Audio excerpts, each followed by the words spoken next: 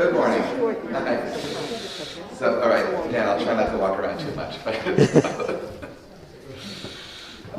So this is the second of the 6 that I've chosen to sort of get us ready for Dara Horn's presentation at our Yom Shoah program. She's the author of People Love Dead Jews and is speaking. We're going to be doing that program a little differently than we usually do, cutting out some of the other stuff that I'm working on in order to give her time to really make an important presentation. She's a major speaker, and one of the reasons why I was excited about her speaking in Ridgewood, and it so happens we do alternate with the Westside Presbyterian Church, but for this year, especially for her, it's important because one of her chapters in this book, because they didn't know that the Mets Club were carrying lumber in and out because they're working. Ask them their recession. Yeah. Sorry, it's the word from our sponsor. Is that one of her central chapters in the book is on Marian Fry, who was the American righteous Gentile and the first American to be recognized by Yad Vashem that had worked in France, working for the non-governmental emergency rescue committee, and was basically bringing artists and intellectuals, Jewish refugees out of Europe. And he was from Ridgewood, and Westside Presbyterian was his church. That's why that I think it's called the Marian Fry Way, whatever it's usually called, Monroe, right there, that road there is called. And she mentions that he's not very well remembered, but there is a Marian Fry Way, and he's remembered in Ridgewood and in Jerusalem. There's also a Marian Fry Road in Berlin as well, which I don't think she knew. But that's very special. So that's our next talk, which is 2 weeks from today. We're talking about Marian Fry, and she'll probably speak about him as well, or she'll probably speak more generally as well. There was a novel that came out, an historical novel about Marian Fry that came out in 2019 called The Flight Portfolio. It's a very, very good novel, and if you're looking for something else to read, you want to read something in the next 2 weeks, I would suggest that. I'm blanking on the author's name, but I know that the title of the book is The Flight Portfolio. I'll give you her name in a second. Hold on. I should have brought the book to show you, but I didn't. Julie Orangery is the author. And it's about a 500-page novel. It reads very well, and it basically covers his adventures in Europe with his rescue operation. It's a colorful story, and it's based on history. It's historical fiction. Her novel is not historical fiction, and she sort of faces her chapter on Marian Fry. So that's 2 weeks from today. I selected some of the chapters in this book to talk about. We'll talk about the Merchant of Venice. I have one of the dates where we're talking about what she says about it in the play in general. We did Anne Frank last time. It wasn't enough for us to do every chapter. The chapter that I wanted to talk about today, or the topic, is her chapter 6, which is called Legends of Dead Jews. So has anybody read her chapter in the book on that? Okay, so don't ruin it for people. But she starts off. It has a happy ending. It has a happy ending. I'll give you the ending. She tries to give it a happy ending at the end of the chapter, and it's about how we remember Ellis Island, because she argued that there's sort of a dark truth underneath that. And she starts off the chapter by saying that American Jews generally pride themselves on being smart and skeptical, so that's why she always surprises her when she gives her talk about Ellis Island, and she kind of shares what she's learned from her research, and people react very, very negatively and say, well, that doesn't apply to me, and not really looking at the evidence. And what she says is what she calls the myth of Ellis Island is that our ancestors, I think this applies to probably many of us, that immigrated from Europe and entered the United States through Ellis Island somewhere between 1880 and 1930, 1940, right? The period where most Eastern European Jews came here, that our names were changed at Ellis Island because they couldn't pronounce our names. They couldn't speak. So there's and it's intergeneral culture as well. There's a scene in The Godfather Part 2 where Vito Corleone is the town in Sicily they're from, and then they just make that the family name because the person at Ellis Island couldn't speak Italian, so it put the wrong answer there. In my family, I was always told that my name was Chaifetz, and that they went to Ellis Island and didn't know how to spell Chaifetz. It says, okay, that's fine.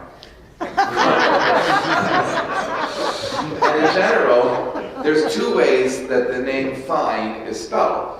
There's F-E-I-N, which is how you would spell fine in German, and then there's F-I-N-E.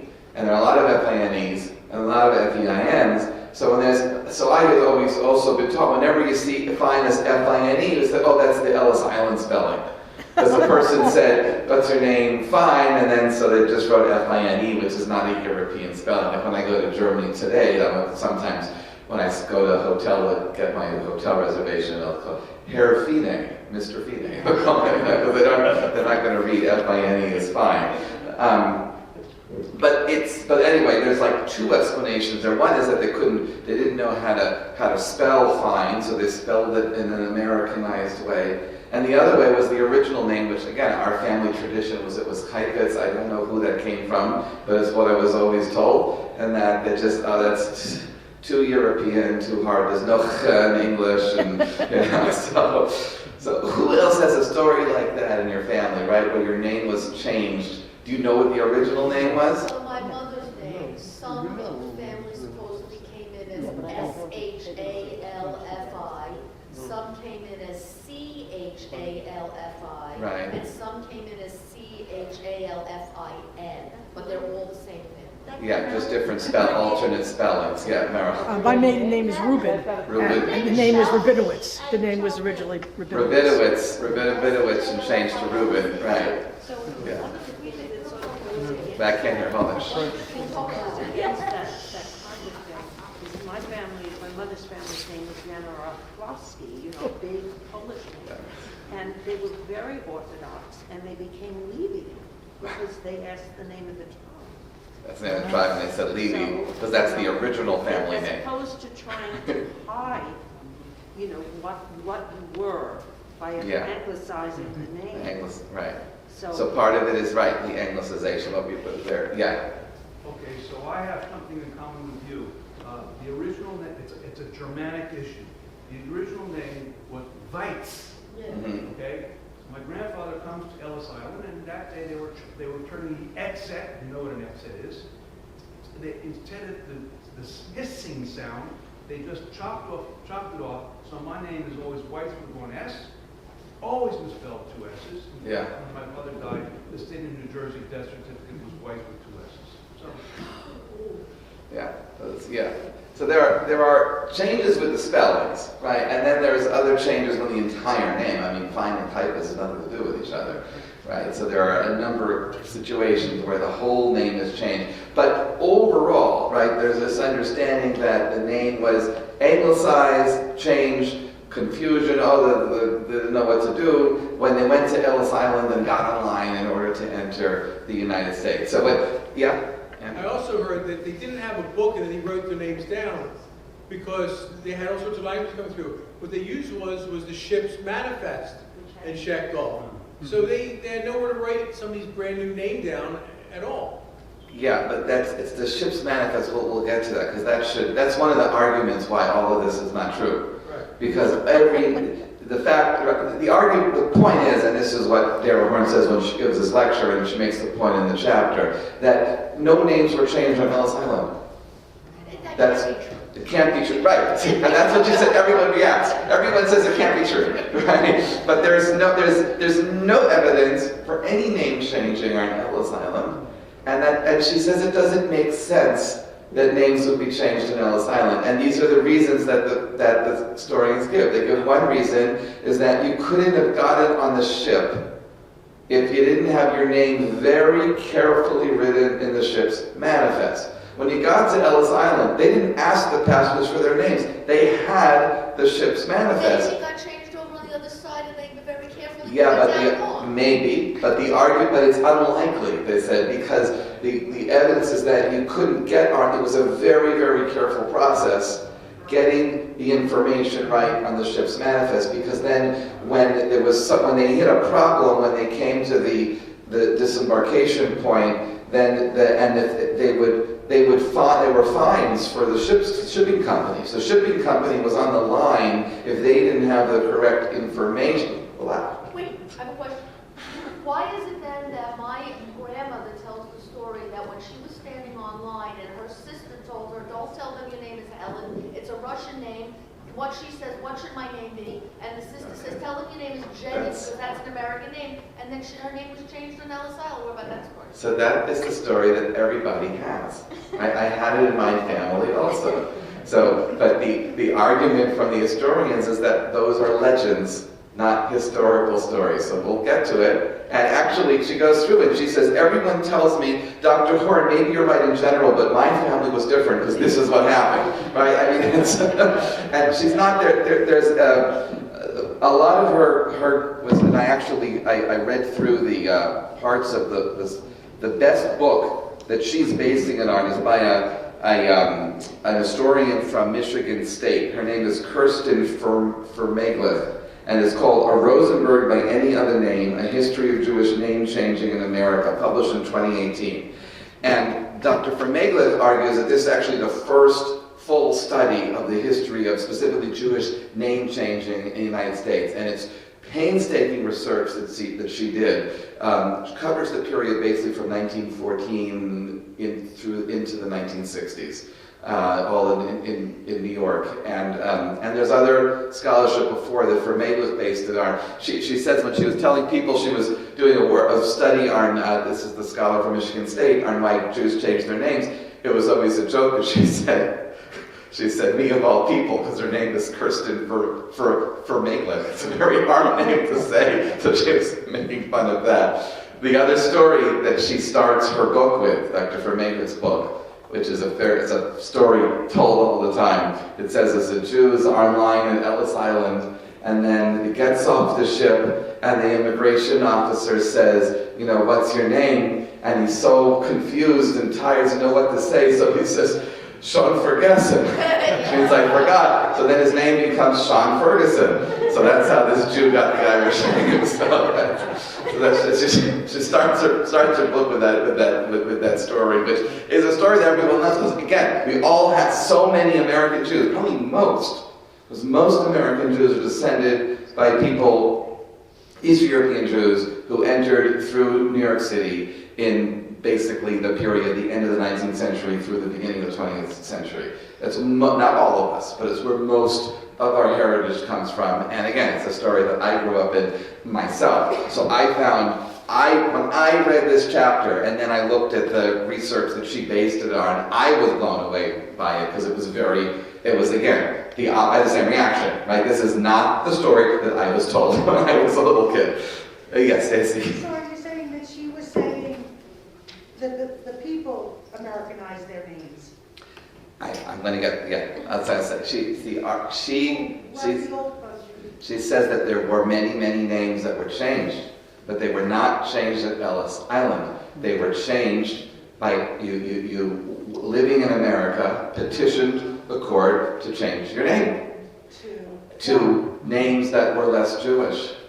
And her main argument, and I'll go through some of the things she says, but her main argument, this is the dark side, that we created a legend of funny being online at Ellis Island and getting through the bureaucracy, but the real story is that our ancestors weren't comfortable, that it was their choice. It was their choice to change their names because they wanted to sound less Jewish, because America actually was not the Golden Medina and was not as welcoming to Jews as they hoped that it would be. So they had to become less Jewish in their names in order to navigate an anti-Semitic country.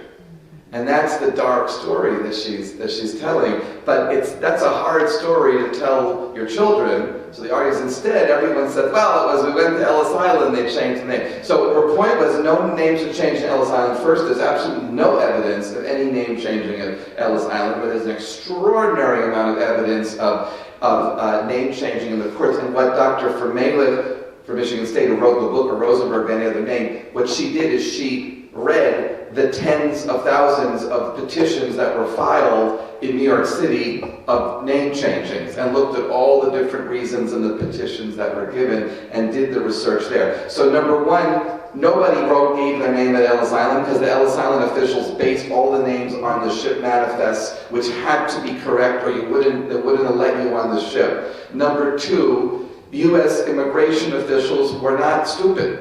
All the stories make them like, what's that? I can't spell. Makes them look like clowns. They weren't, okay? They were civil servants who were minding the entry to the country. If there were 1 million Jews coming into America through Ellis Island, you don't think that they would have found someone who spoke Yiddish to work at Ellis Island? Of course they did. They had people working there in all of the languages that the immigrants spoke. Right? So that's the other issue, that it's impossible that they didn't have people that spoke the language of the people coming in. Secondly, they had the names already on the ship's manifestos. Thirdly, there was no requirement to change names. On the contrary, they wanted the documents to match exactly everything else. So for all those, that's the evidence there. I'll take you through a little bit more detail, but I saw just a couple of hands. Tova. You just covered what my comment was going to be. In the genealogical research that my family's been doing and that I've done, I've seen on the ship's manifests and as well as in census information with my family. My mother's maiden name was Green, or maybe it was Gruen, but it was Green on the paperwork coming from, and there were no changes, especially to your point on, on the other hand, when with Rob's family, once they were here, his paternal grandfather, the name was Cohen, and the family apocrypha is he thought he'd make more money as a tailor if he changed his name to Kern. Hence the name. Right. The point is that the name change it was a reality when trying to make a living in America, finding it difficult getting interviews or getting jobs with a Jewish sounding name. And one of the things that the historians point out was when you applied, and there's rules against this now, but when you applied for jobs, the job standard information that you had to put also was the maiden names of your mother and your grandmother and where your grandparents were born. I mean, they were trying to find out to make sure they only hired the type of people that they wanted to hire. And then there were other things that were stuck in, like certain job interviews or anywhere that would say churches nearby, or that was this hidden. And we know it in Ridgewood, right? It's not that long ago. You couldn't buy real estate if you weren't if you were Jewish or if you were black or you were Asian. So there were those closing, and one of the strategies, because as Jews, right, we can pass as Protestant if we change our name, sort of, depends. And the name changings was, in a lot of the cases, the petitions was not the immigrants, it was the next generation that changed the name. And the next generation didn't speak with an accent, right? They spoke native English, so they had the opportunity of passing. And that's why they then changed their names. But then how do you tell the story? Yeah, and then. So you've shed light on a story that has been in my family forever, and now I have clarity. So a distant branch of the family came in as to Cope, and they bought a hardware store in the Bronx, and they're standing on the lore goes, they're standing on the sidewalk looking at this name to Colton's hardware store, and they didn't have money to change the name of the store, so they decided to change their name. But they changed their name because they were first generation. Now I get it. They changed the name to Goldstein. The name of the store was Goldstein. Their immigrated name was to Colton. Right. They changed their name to Goldstein because they didn't have enough money to change the name of the store. That's it. Yeah. Yeah, I actually had a job interview maybe about 30, 40 years ago in Louisiana, of all places, and they suspected They had child labor then? Thank you, that was very sweet. And it was actually out in Bayou country. It was as far from my own experience as possible. Yeah.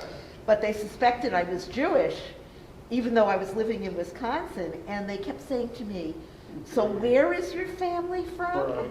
And they kept pushing and pushing, and I wouldn't say where my family was from, but I knew exactly what they were trying to do. Yeah. And that's within recent memory. Yeah. Sometimes that question with "Where are you from?" and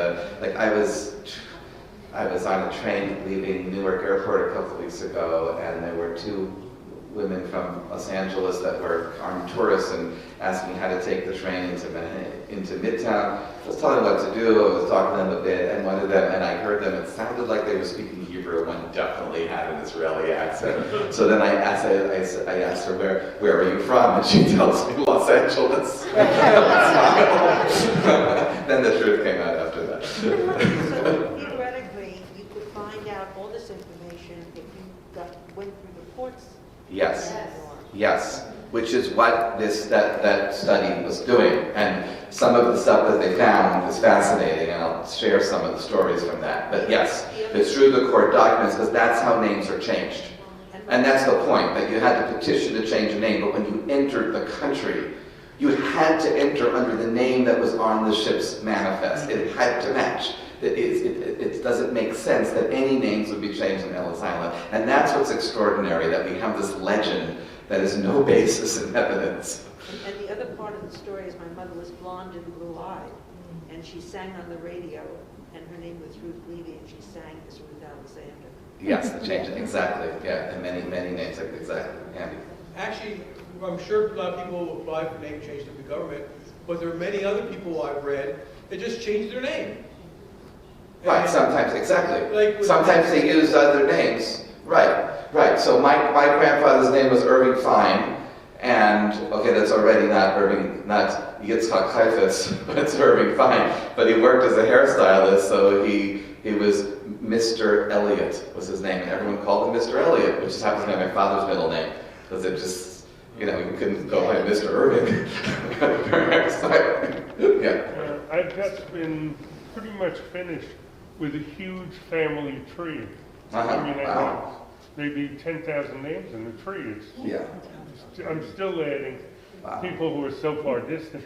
But what I found is that there was a point early on, and I guess it's because there was so much anti-Semitism, blatant anti-Semitism, that people, especially in certain professions, changed their name right away. Right.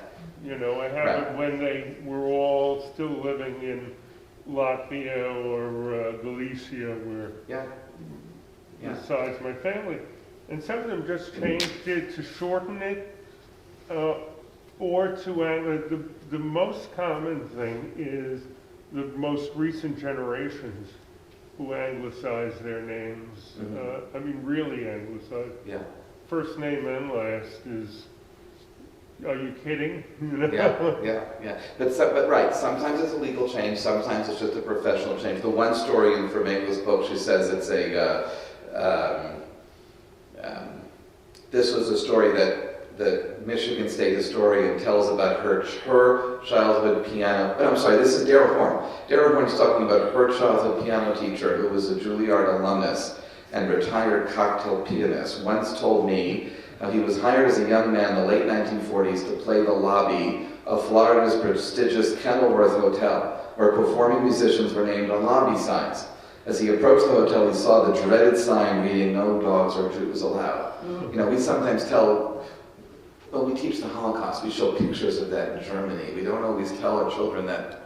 You don't have to translate it from the pictures of German signs in Germany. There were plenty of English signs in America that said the same thing. So he wondered how he, Alan Wolfson, would manage to pass. He soon found himself playing a grand piano beside a marquee at the hotel that provided, beside a marquee the hotel provided, announcing tonight's performer, Elaine De Wolf. So, change his name. Yeah. Yes. I want to follow everything you're saying, but I have two problems. One, the educated Jew from a big city in Europe, okay. But the Jew from a shtetl that speaks Yiddish, and he's, translating from Yiddish into English, I mean, you could see where the ship's manifest could be very different than his interpretation, because he's already translating his last name. That's my first point. My second is, it's my understanding that most of the boats left from Hamburg, Germany. Yeah. So did Dana Horn do a lot of research in Hamburg, I assume? Yeah, so it's for Maitland's research that she's reiterating, right? And no, her research was in New York, not in Hamburg, but her research just showed that it matched. I think the point of figuring out the spelling of the name would have been done in Hamburg before they got on the ship.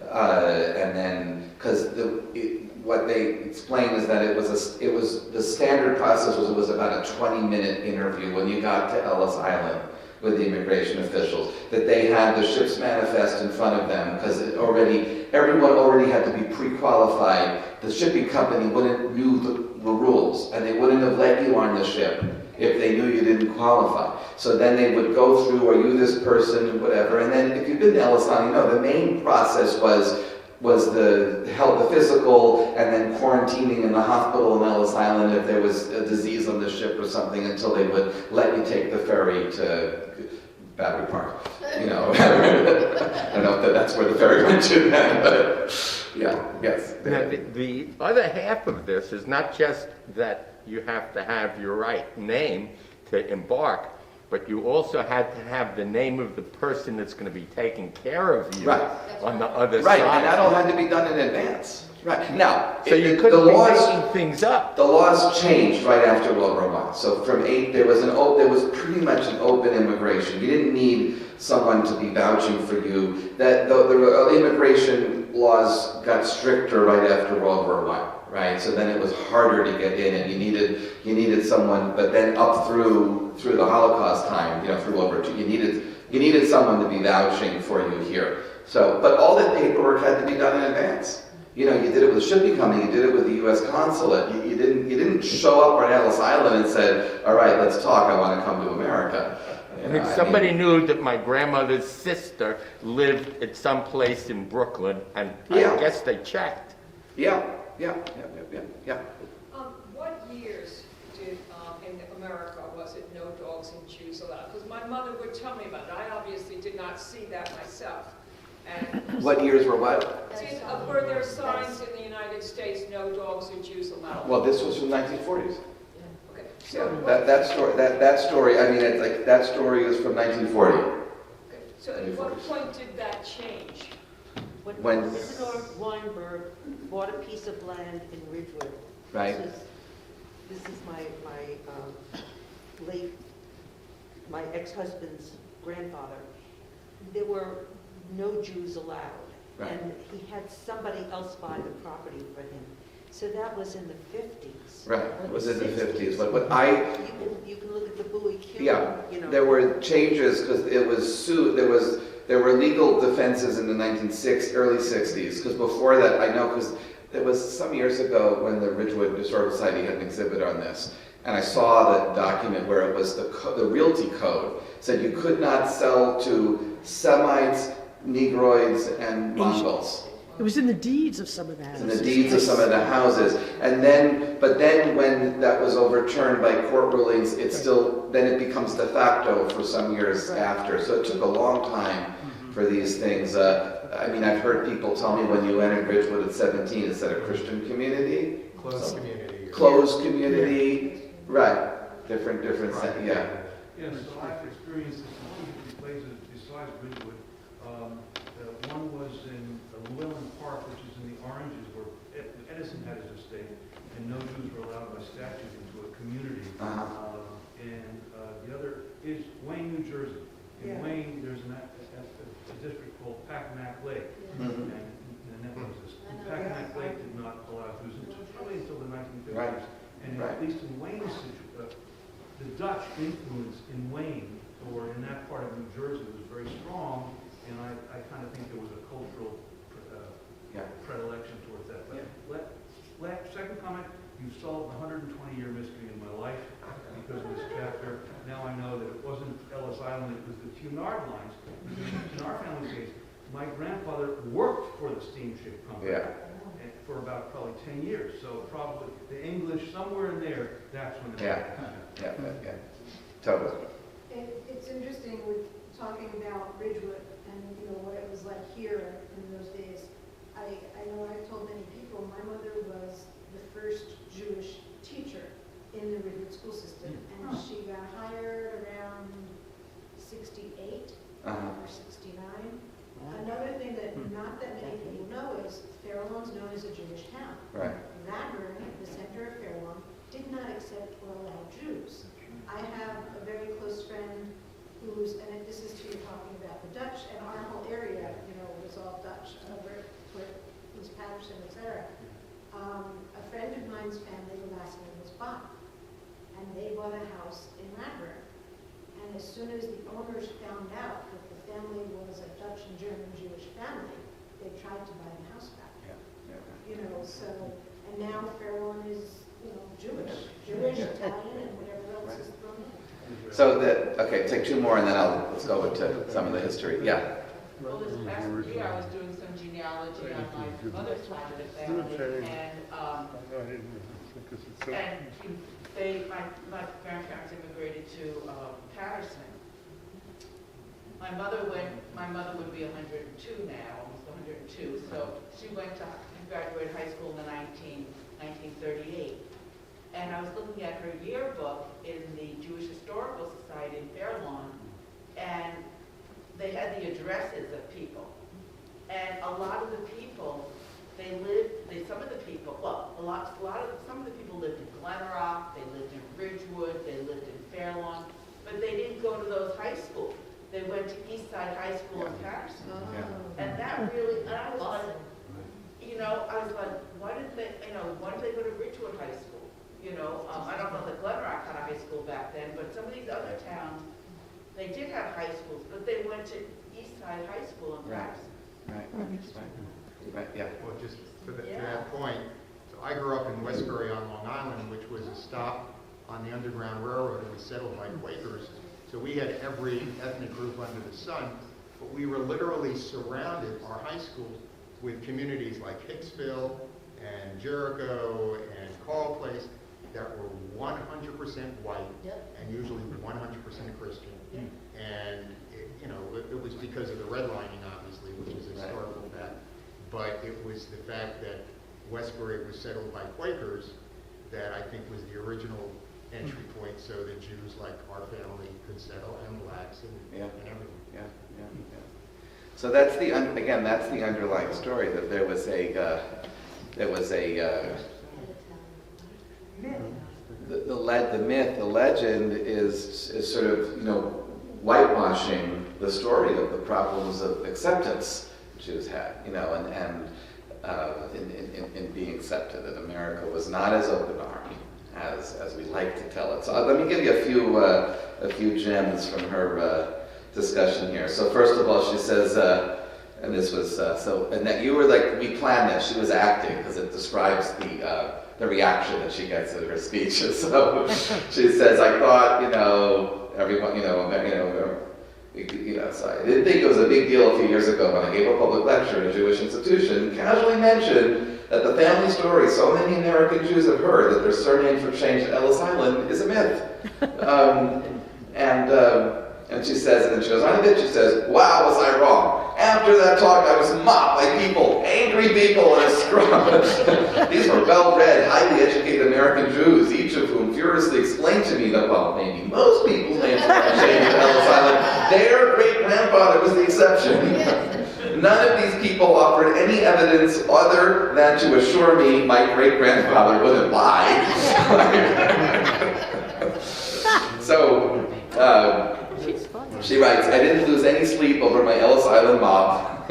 But then it happened again. I wrote an article for a Jewish publication in which I compared the "my name was changed at Ellis Island" story to similar historical material, such as Washington chopping down the cherry tree, the CIA killing Kennedy, the lunar landing being faked to impress the Soviets. In the comments section, hundreds of people explained to me how I was totally wrong because, well, instead of evidence, they would then insert a 500-word anecdote about their great-grandmother. So there. And that's, and again, so I read this chapter. I called my father. I mean, my surname goes to my father's family. I said, "We always told us this was from Ellis Island." I made a scan of this chapter and sent it to him to read. I'm like, "What's going on?" But my angry hecklers, she writes, have taught me a great deal about the power of founding legends, about myth making and its purpose. And that's what she goes through. So that while nobody at Ellis Island ever wrote down immigrants' names because they just took it from the manifest, so there were no immigration officials writing down names as people entered off the ship. So the whole image I always had in my head is not accurate. There is ample evidence for name changing. There are thousands of court records that Fermela studied from the 1920s, 30s, 40s, and 50s of Jewish immigrants and their children filing petitions in New York City Civil Court in order to change their own family names. And then here's an interesting example. It had, thousands of American Jews, most of them born in the United States, explaining under oath that they are changing their names because they cannot find a job, or because their children are being humiliated or discriminated against at school, or because with their real names no one will hire them for any white-collar position, because essentially it's American anti-Semitism that prevented their family's success. But they don't say that in the petition. They say I need it for economic reasons. Yeah, maybe. Is it fair to assume that the same rules apply if people came through Canada? What? Would the same rules apply to people in Canada? And there are other points of immigration as, not everyone enters through New York City. So the same should apply from all the different ports of entry. The research was done on New York because that's where the majority come from. And again, this was the first, not a lot of research in this area. For me, who did this, it was her second book, it was her 10-year book. She said she was surprised that there was really no full-length, there's a few articles here, and there. So. Because the reason I'm asking that, right. based on what you're saying, is I know that my father's side, which are Virginians, my grandfather's younger brother came first. And they came through Canada, which would explain that I have a very French last name.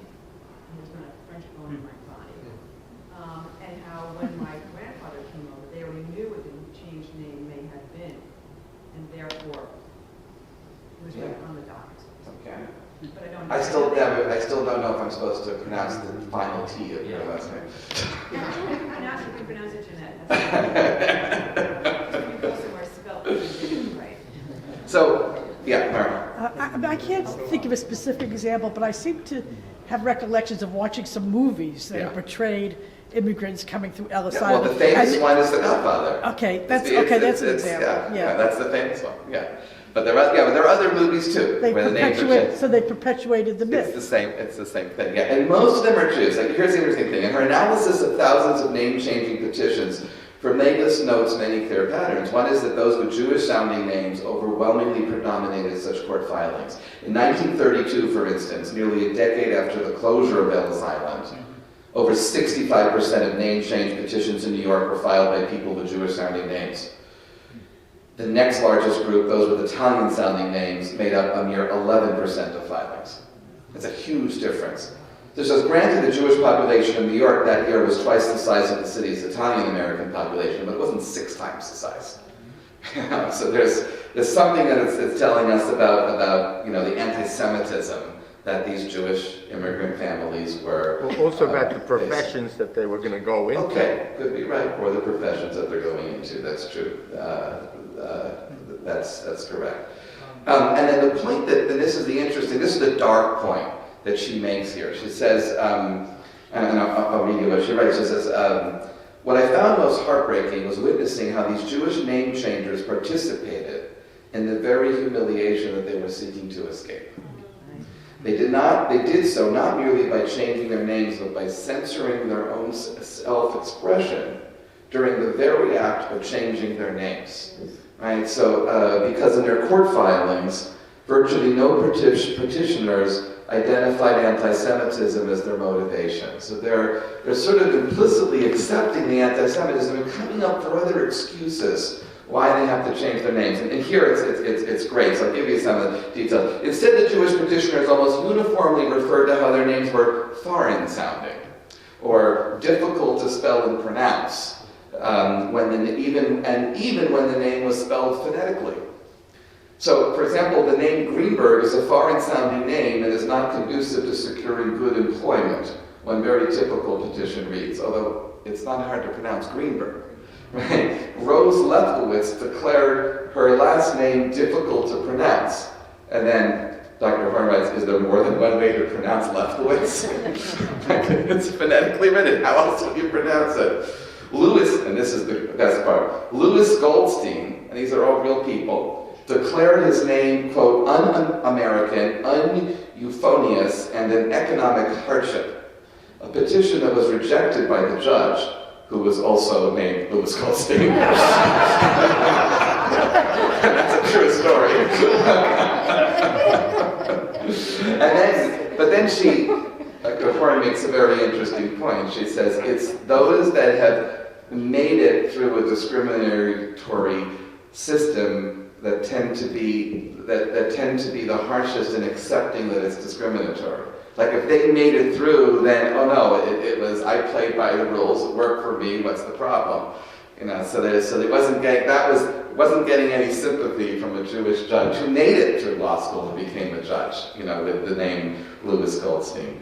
And then there's another interesting part who says, of course, many names circulating in the United States during this period were quote-unquote foreign sounding and quote-unquote difficult to pronounce and spell that people kept in New York. Names like, and these are typical New York names that we know that are foreign sounding and hard and not clear how to pronounce. Names like LaGuardia, Roosevelt, Juilliard, Lindbergh, DiMaggio, Vanderbilt, Earhart, Rockefeller, Eisenhower.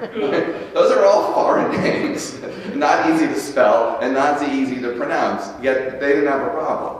Right? They didn't have a problem with their names. So the process of hiding one's name became embedded. It was within the more elaborate reasons of hiding the reasons why. So the reality, she writes, behind the funny family stories of names that were changed at Ellis Island is that the Ellis Island legend is simply the final step in a multi-generational process of denying, hiding, and burying the reality that American Jews feared most, which is the possibility that they were not welcome here. Right? And that's the dark side. So, and instead of telling that story, we say, oh, Chaifetz, that's fine. You know, this is my family story. You know. Can you find records that maybe, can you look up if Heifetz was changed, you know, yeah, I could. Research it. I could. I would need time and I would need time off. Yeah.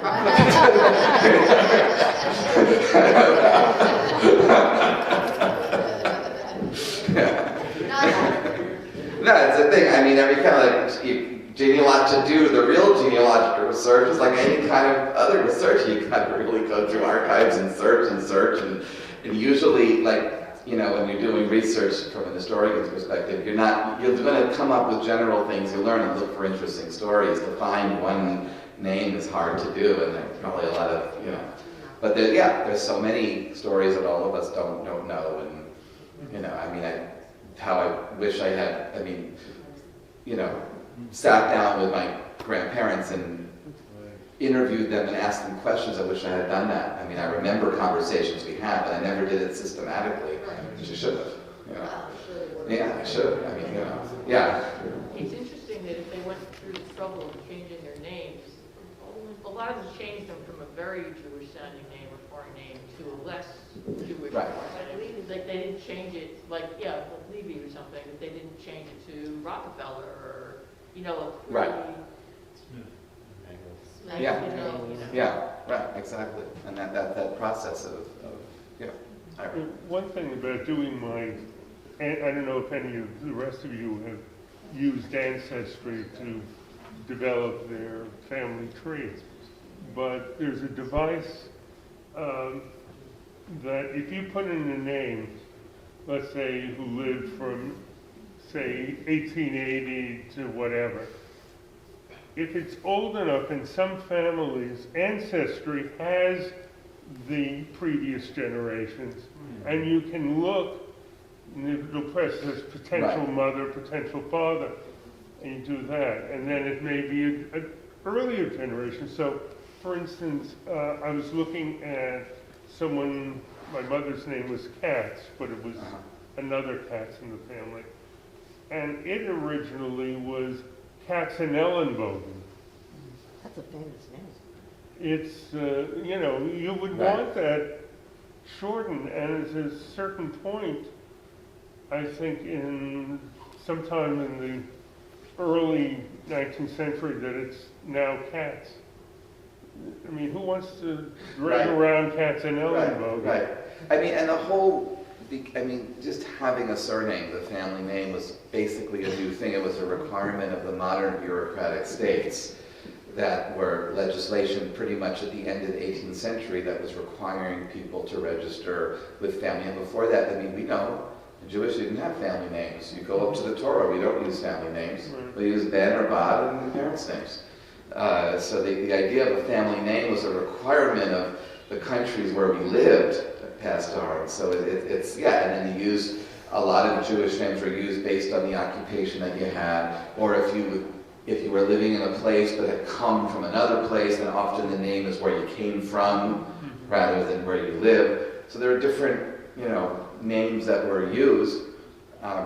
Probably the only authentic Jewish last names are Cohen and Levy.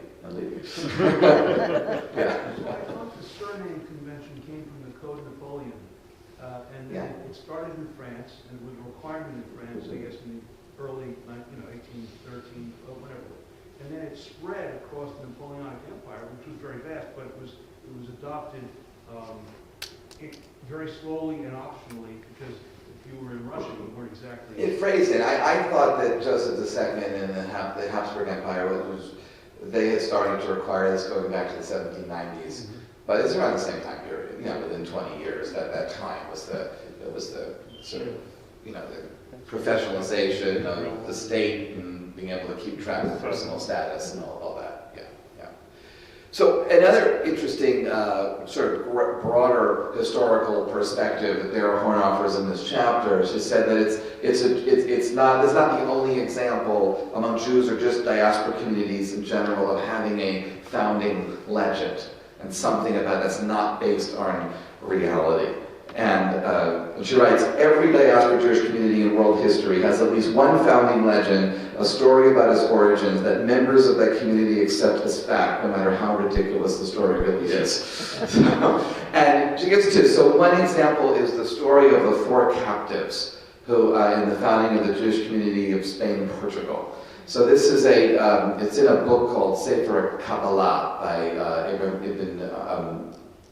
Ibn Dawood is the author, and David means. And it's a story, he's writing his book 300 years after the events that he's talking about. So it's a story that theoretically took place in the end of the 10th century, that there were 4 rabbis, great scholars, who were going someplace, and then they were taken captive by pirates. And then the pirates then sold them as captives to different communities, and one in Alexandria, and one in Morocco, and then one gets dropped off in Spain. And this is the origin of how the Jewish communities there got, scholarship and culture and civilized, and how Torah spread out of Babylonia. And then the story in Spain is that then the rabbi is then sitting, he wanders into the study house in Andalusia, in southern Spain, and then he's listening to the local rabbi speak, and he's just kind of making things up. He's struggling, asking questions, and then so finally in the back, he then gives the answer, and then he expounds on the Talmud, and then the rabbi in the front, instead of getting upset, he says, please, he offers him his chair, says, please, we have a real scholar now, save me. And it's this famous story about how, because the Spanish Jewish community are the greatest scholars in the Jewish world, how did they get there? And this is the story, and it used to be told as just part of history, of how rabbinic learning spread. Well, there were pirates, and pirates got people off, until Gerson Cohen, the late was chancellor of the seminary, wrote a very, very important article, and he also wrote a critical edition of the Book of Tradition, say for Kabbalah, this was based on, it was much of the scholarship on it, and he takes piece by piece of the story and shows that none of it adds up by evidence. I mean, the head of the fleet, Fatimid, the person who it's associated with, is one of the Abdul Rahman III. Sorry, I should read. I'm sorry about that. Scott Friedman. Top 10. That he was already dead for 30 years after the events of the story took place.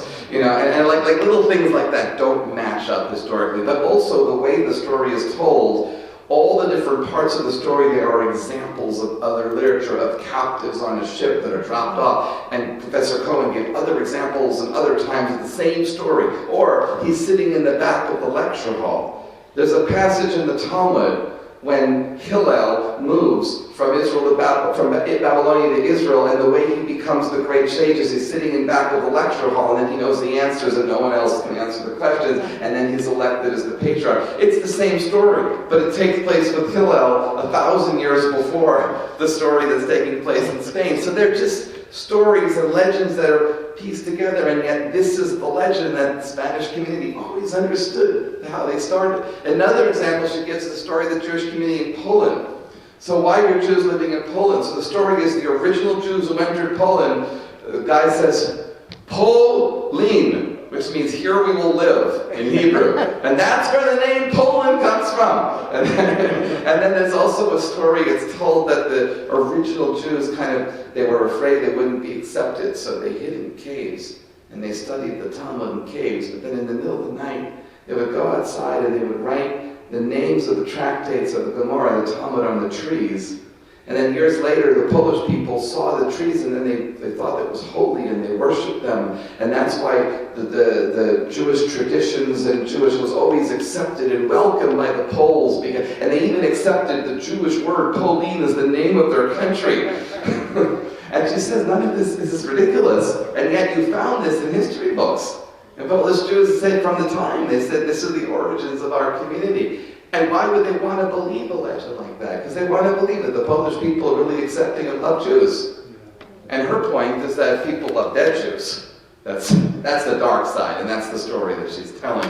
So she says it's a similar, story in America as well. We shouldn't pretend that Jews are welcome with open arms. And there's that sort of a throwing cold water in our face that she's trying to do in her essays. And then she goes back to the Bible, and this is, we're talking about changing names. She says, one of my favorite founding legends is a story about the very first Jewish diaspora community, the Israelites' biblical sojourn in Egypt.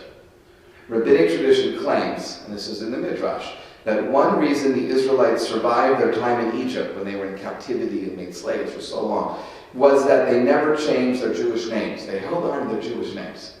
But anyone, she writes, anyone who has ever read the Torah knows that the very first Israelite in Egypt was Joseph, and the book of Genesis explicitly describes how he changed his name to an Egyptian one. He says he changed his name from Joseph to Tzafnet Paneah. He changed his name. He's the first Jew who lived in Egypt. Who else is the most famous Jew who lived in Egypt? Moses. Right? Moses is not a Jewish name. It's from Ra Moses, Tut Moses. It's an Egyptian name. Right? the Torah says, oh, because she mashachoto, right? She pulled him out of the water. But that's a story. That's not the real reason. The real reason is he was brought up in Egypt, in the palace, and he had a very Egyptian royal name. Right? And that's the story of Hebraicizing it, is because even the author of the Torah itself was embarrassed that here was Moses who didn't have a Jewish name. And you could find a shorish for it. And you find a basis for it, exactly. And you find an explanation. And then she writes, of course, Joseph's name change is nothing compared to the later biblical book of Esther, in which the title character, who bears the Hebrew name Hadassah, because that's her real name, becomes the queen of the Persian Empire and keeps her Jewish identity a secret, helped along by her new name, borrowed from the Persian goddess Ishtar. And also Mordecai. Mordecai is not a Jewish name. Mordecai is from Marduk, the Babylonian god. Right? And Esther is named after Ishtar, Babylonian Persian goddess. And she wasn't a Persian goddess, she's a Babylonian goddess, actually. And then she realized Jews have been changing their names to non-Jewish ones and lying about it for a long, long time. I saw it. Yeah, go ahead. What was the name of the book that you mentioned? Whoever wrote that? Sefer Kabbalah, Book of Tradition. Yeah, that's not an easy read. It's an academic book that Gerson Cohen wrote, but it's referenced a lot. There was an article that Gerson Cohen wrote that he tells the story of the four captives. That's the best part of Sefer Kabbalah, so it's a shorter piece. And that article appears in a few different places. If you just put like the story of the four captives, Gerson Cohen, it should come up. If not, tell me after, like, get a copy of it. I have a scan of it, yeah. One thing, though, I think that's necessary for context is I grew up hearing about the Cossacks and the pogroms, too. And I think to a certain extent, some of the immigrants were, suffering from trauma. Right. Because either they experienced it or they know someone who did. I heard stories from my uncle about various things, I won't go into detail, but there was some real trauma out in Eastern Europe. Right, and that's why when you left that trauma and moved here, you're vulnerable because you're an immigrant, right? And you're trying to make a new life in a new place and then facing new hardships that you weren't necessarily expecting, right? So because of the trauma of the old country, that's what makes it so hard to accept the challenges of the new country. Changing names, like, she doesn't write about this, but for Megelich in the book, Rosenberg and Other Names, is actually in Israel, right, in the 1950s. David Ben-Gurion, the founding prime minister, he wanted everyone to change their names, from their European Yiddish-sounding names to Hebrew names. He wasn't born Ben-Gurion. Shimon Peres wasn't born Shimon Peres. That founding generation changed their names, and they came close. He wasn't able to get the Knesset to actually pass it as a requirement, but they wanted to get rid of the Yiddish-sounding names, right, and Hebraicize it. But there was not here. It was driven by for different reasons. There it's dealing also with that trauma, right? It's a different story. It's a different immigrant story.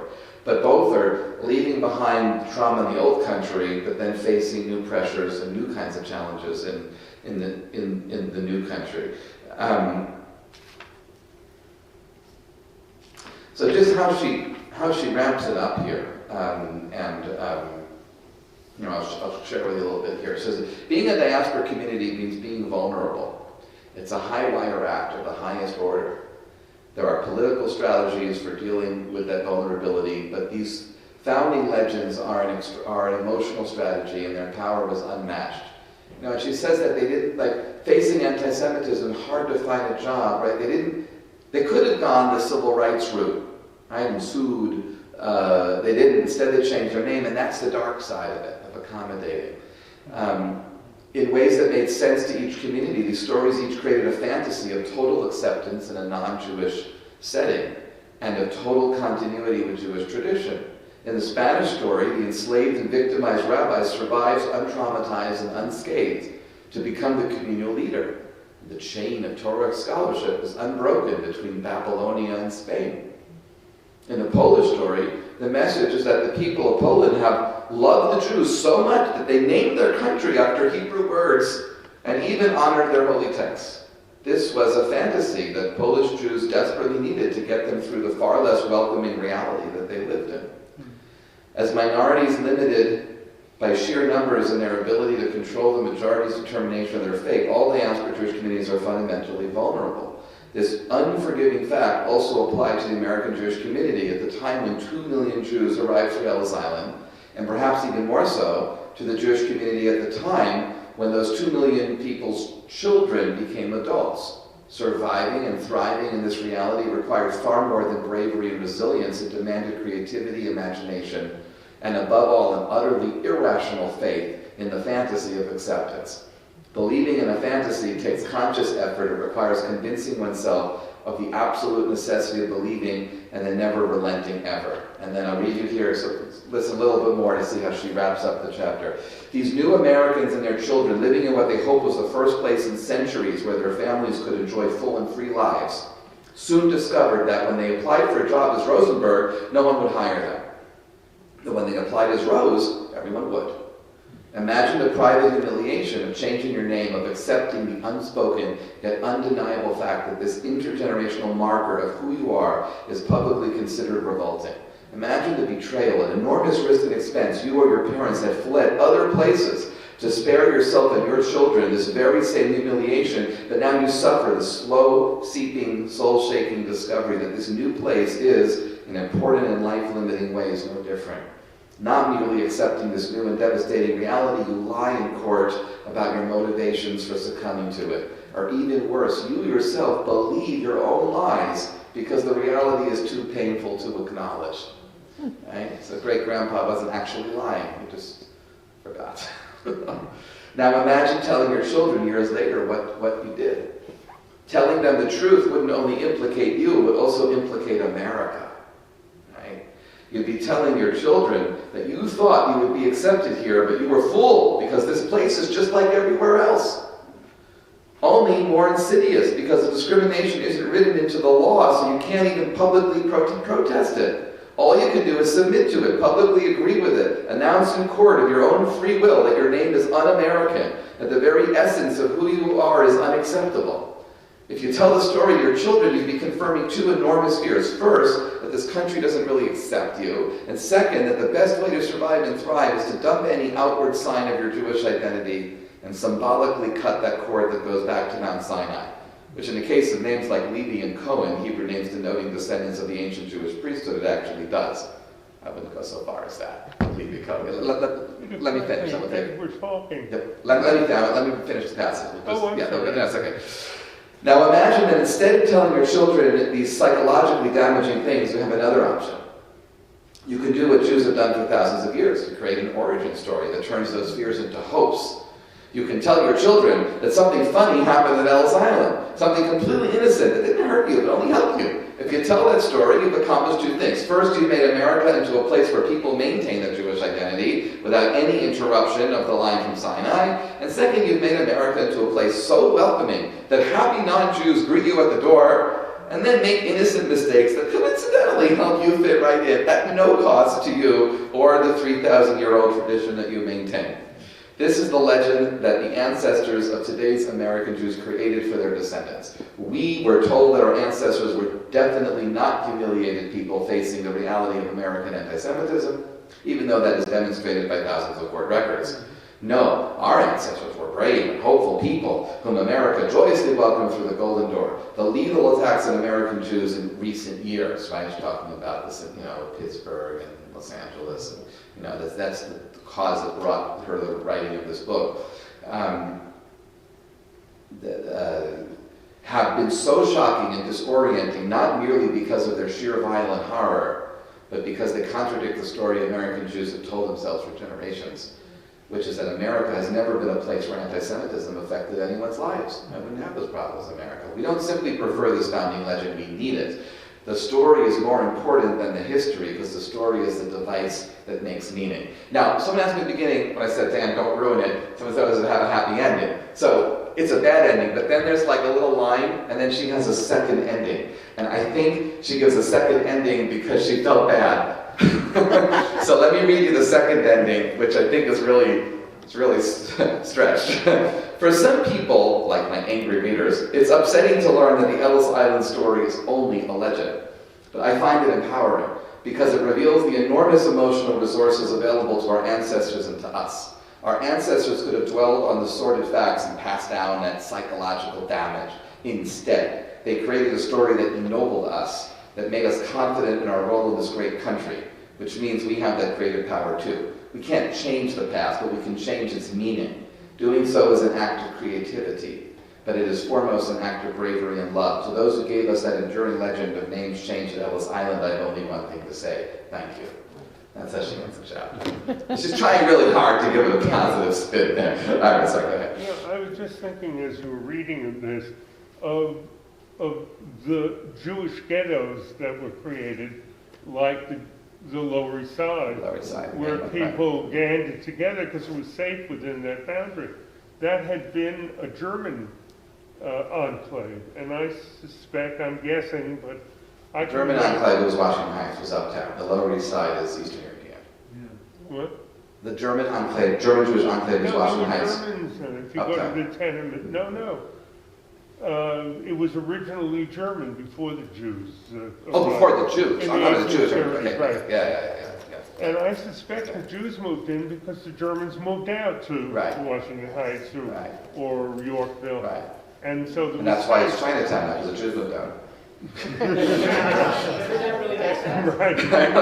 No, but it was a safe place to be, and you could keep your name. Right. It's when the next generation said, I'm not staying in the ghetto. Right, because in my family, so in my family, my great-grandparents were the immigrants, and they lived in the Lower East Side, and lived in another place in New York, and then it's their children, who are my grandparents, who moved to the suburbs. Right? Who moved to left Brooklyn and moved to Los Angeles. And You no longer can afford the Lower East Side. And now you can't afford the Lower East Side. Yeah, Judy. I haven't read the book, but you can tell me this. I'm just assuming that the myths that she's breaking, especially like you said, Paul Land, which I had never heard about that myth, things like that she writes in her book, she has researched them to prove that they were just myths, that there was no truth behind them. Because the research would be important to me. Because when I think of, when we use the word myth, I think of Rabbi Gilman, who totally believed in the idea of myth. And that is very important to me, because how do you talk about the big myth of us being slaves in Egypt, and then going through the desert? There's absolutely no proof of that, but it is our story, it is our myth, and sometimes it can work for you. Now, I'm not saying that you shouldn't do research and you shouldn't know what the truth is, but sometimes there could be more than one side to something. Right, and that's, I think, what she's trying to say at the end, right? And she uses the term, like in the title chapter, it's called Legends of Dead Jews. Legend might be a better term than myth, but in the anthropological sense that Bill Gilman used it, right, is that a myth is a story that is not based on historical reality, but still has truths in it that we, in his words, we put our lives on it, you know, and we need, and that's what you said, like these were the stories as we needed, right, in order to ennoble us as Jews that are comfortable in America. You know, and that's when right before that it was sort of the attacks and the synagogue violent attacks were sort of banging the walls of those myths that we had constructed. But yes, they're myths that we believe in that sense, and we need these stories. And she actually wrote a book on the Passover. Sorry, I think it was called A Different Night, or I mean, that was one of Dara books, fictional. Yeah. There were non-fictional characters. Right. In the book, I'm not remembering the exact. All other nights. No, A Different Night, or so, I don't know. But it was a good book. But what I want to say is the way that she ended it. All Other Nights. All Other Nights. We got the list of other books. It's based obviously. It's a Yeah. Passover story during the Civil War period. Right, and Passover is the best example of this, right? Because historians will say doesn't really make sense, the story. It's unlikely that it's true, but yet we still remember it, and it's so important for who we are. Right, so her point though is, as American Jews, we pride ourselves on being educated and skeptical. We should have some knowledge of the actual events and recognize that it's different. That was what was so striking about this story, right? That there is a myth, a legend that we all believe in our kishkas about what happened in Ellis Island. None of it is historically true. Why then is that myth so important to us? And that's the real question. And that's the question that we have to go out with. And I also think that she ended the book like that, maybe because she is Jewish, and we've been taught that the Haftorahs end always on a good note. It could be the most powerful Haftorah, right? You still have to end on a good note, Haftorah. And any Torah aliyah also, you have to end it on a good note. Exactly. And she is very Jewish. That's absolutely true. So, okay, we're going to meet again in 2 weeks, same time. Then we'll talk about Burying Fry. As I said, you have her chapter in Burying Fry to read. There's other books, or this historical novel called The Flight Portfolio. It was a great novel. If you start reading it now, you'll be finished with it in 2 weeks. No. And good to see you all.